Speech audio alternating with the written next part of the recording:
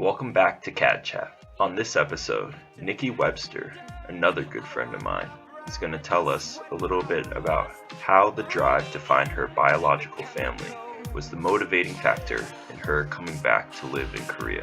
Just a side note, this episode does contain some expletives that have not been censored.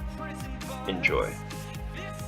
My name is NIkki Webster, and I'm 27 years old. I'm a Korean adoptee from Maryland, and I live in Korea now.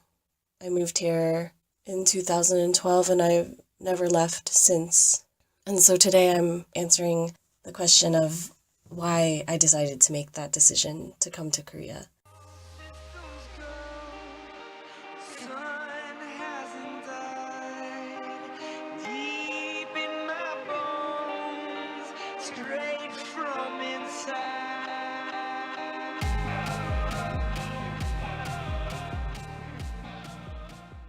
It's a very simple answer, just because we're adopted. It's kind of really complicated at the same time. The reason why I came here, it extends all the way back to the past, like my childhood when I was really young. It wasn't just like I decided in my adult life suddenly like, oh, I just want to go to Korea. Just my childhood was hard. My mother and I really didn't get along, and I had an older sister that was their child, but she had a developmental disability. And my father and mother separated when I was a baby, and then he died when I was in middle school. So just my whole life was kind of fucked up. And so I lived that life for a long time, and it was really hard, and I struggled to survive, and I didn't actually really fully develop into a human being until now. I think I'm actually sort of just beginning that now. The question is, why did I come here? I came here to be with my family, like my real family. I was studying abroad in China 1 year, and it was my last year of college, and I think back then I didn't know what I was doing, so I was like extending my college time further and further and further so that I didn't have to graduate, because if I graduated, then it was sort of like, oh, well, you have to figure out what you're going to do with your life then. And so in my last year, I was like, oh, I want to study abroad. And I found an exchange program, but I didn't want to come to Korea. I don't remember why. I think the honest reason is that I was scared.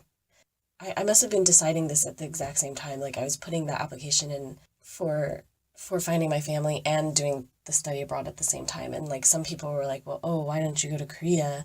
Then maybe you can meet your family. But I think there was somewhere in me that was like, I don't think I'm going to be able to find them. So why should I even get my hopes up and go there just to kind of be heartbroken?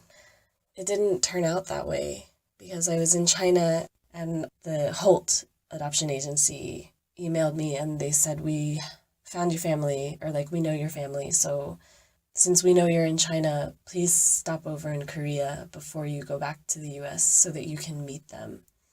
And I remember I stopped over in, I think it was May, at the end of May, and I stayed at the Korut guest house for 2 or 3 days only. And I met with my social worker, and she was like, okay, are you ready? You're going to meet your family now.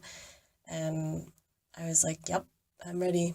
And anyway, it just felt very normal. I didn't have a weird feeling. I actually didn't feel anything when it happened. I was just like shocked. I think because I was like, I'm finally gonna have a family. I didn't have a family in the US. I never felt that. There were people there, and there was a house that I needed to return to by a certain time. And I got food, and I got clothing, I got Christmas presents. On the outside, everything was fine. Oh my God, I'm starting to cry a little bit.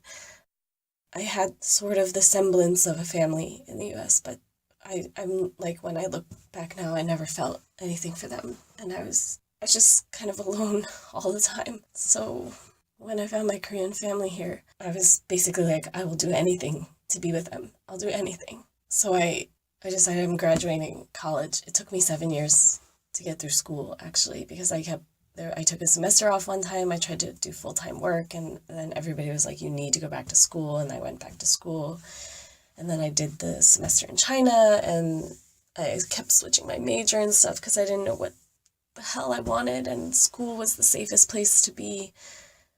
I always had food and I was getting education. Like when I went to college, I felt like that was my family, and I still have intense loyalty towards like all of the places where I received education because they helped me to survive basically, and they helped me to get here. Yeah, when I found out that it was possible to just come here with a college degree and you would have a job immediately teaching English, I was like, that's what I'm going to do. I want to go be with my family, and that's the reason why I came here. There's really no other reason. I don't like K-pop. I don't like K-dramas. I like the food here, but that's not like what I was really interested in. And I actually really didn't know a lot about Korean culture.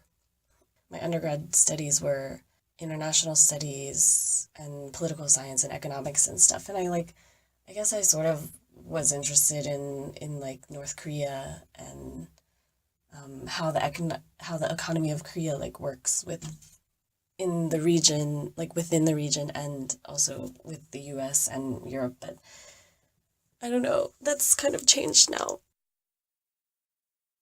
I just wanted a family, so I came here.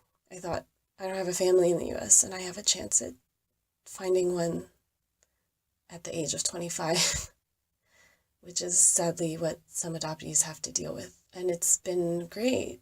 One of my parents' daughters, and there's really there's no barrier there except for the language barrier, but like emotions and like love, they pretty much love the shit out of me.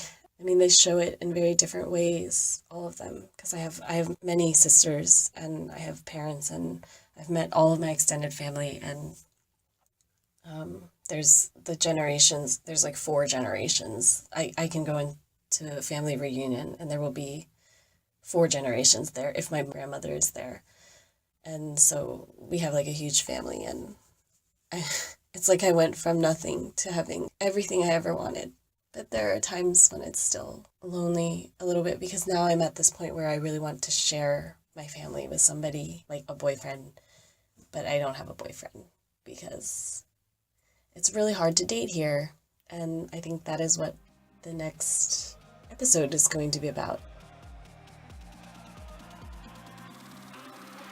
A special thanks to NIkki Webster.